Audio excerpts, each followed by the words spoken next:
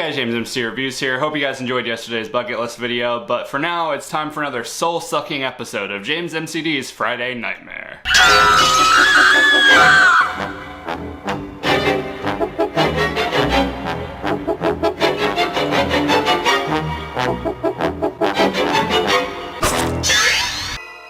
And today we're going to be taking a look at A Nightmare on Elm Street 4: The Dream Master, released in 1988 and directed by Rennie Harlin. This one starts off with Kristen and two of her friends from the mental institution getting brutally murdered by Freddy, who comes back to life.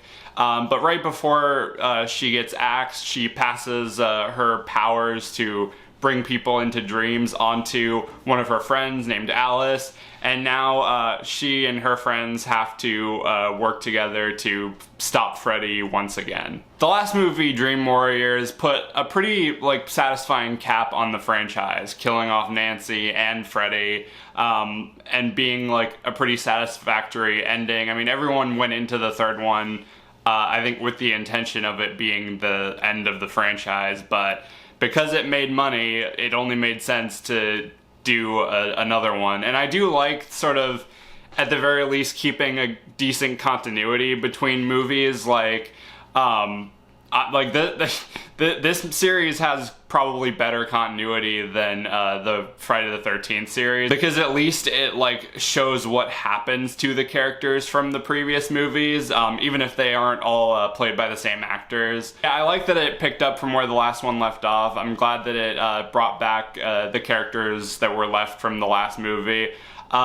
The only thing that kind of sucks about it is that those characters are killed off within the first act of the movie. So, and then you're left with characters that, I'm gonna be honest, aren't a whole lot interesting. Yeah, this one was not very good. It wasn't as bad as, I'd say, 2, but it wasn't as good as 3 and 1, in my opinion. I feel like I should real quickly talk about the positives first, and that's everything in regards to the visuals. It feels like as the visuals get better and better, the story and characters unfortunately get worse and worse. This one had some of the best cinematography, some of the best set design in the series so far. I really loved the different nightmare sequences. I loved just how everything looks, how it's shot, how some of the different lenses look.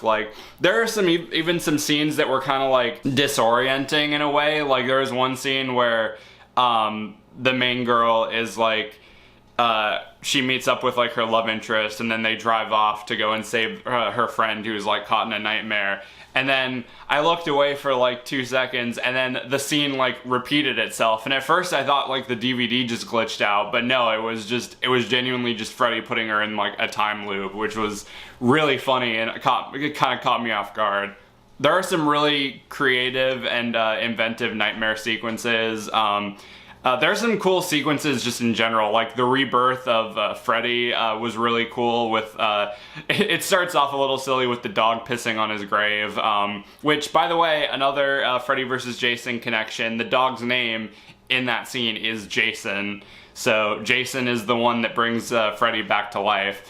But the way that the ground opens up, the skull reconstructs itself, and his flesh and organs melt in reverse back onto his body. That stuff was really cool. A lot of the nightmare sequences, the girl turning into the bug, the beach sequence, the stuff in the classroom, all that stuff was really well done, and the VFX looked fantastic. The final battle as well looked amazing, with all the souls trying to break free out of Freddy and all the arms coming out of his body. That stuff was really cool looking. This is the first movie where we get kind of full-on jokey joke quipster Freddy, whereas the previous 3 movies kind of struck a decent balance. And again, at first I thought that was gonna get a little obnoxious, and in some regards, it did kind of take away any sort of intimidation when he's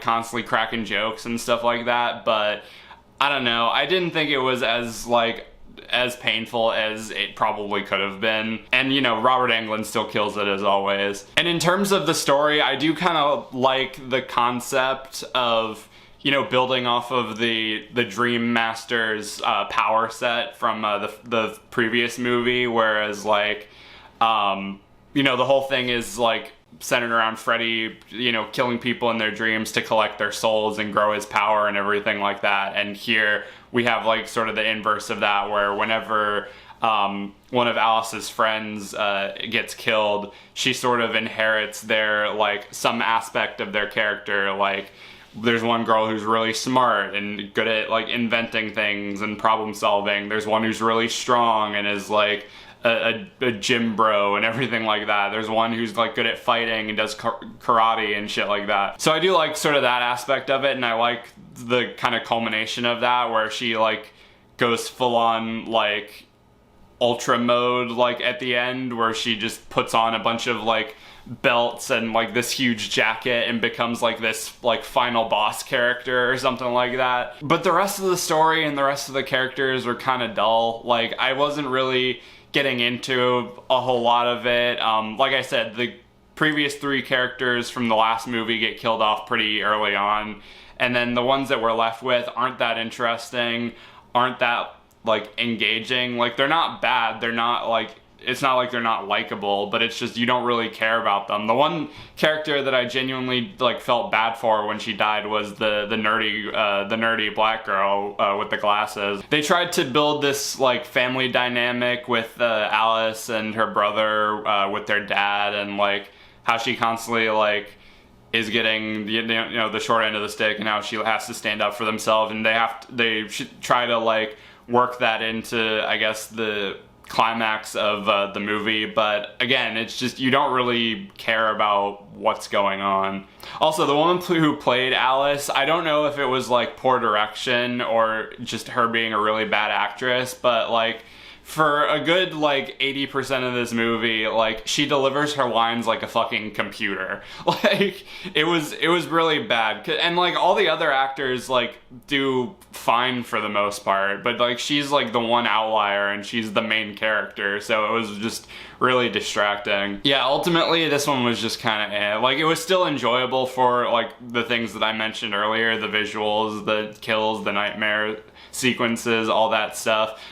They even play around with, like, they write Alice as, like, a daydreamer, and so she will, like, just fade into, like, different, like, fantasies of her, like, telling off different people or whatever, and those were really, like, funny and interesting, but, like, again, they're very few and far between. But yeah, ultimately, for the most part, the movie was just kind of dull and uninteresting, and the characters weren't, like, anything to write home about. So, going to my ranking, I would have to give this movie a 3 out of 5. And that does it for another episode of The Friday Nightmare. Let me know down in the comments what you thought of Nightmare Part 4. Did you love it? Did you hate it? Where does it rank amongst the Nightmare movies for you? Let me know all that stuff down below. And tune in tomorrow, because I'll be taking a look at Friday the 13th Part 8, Jason Takes Manhattan. I can't fucking wait. Until then, be sure to like, subscribe, ring the notification bell so you can stay up to date on when I'm posting. Follow me on my social media, subscribe to my main channel. Everything you need to know will be in the description. Thank you guys for watching, and see you later.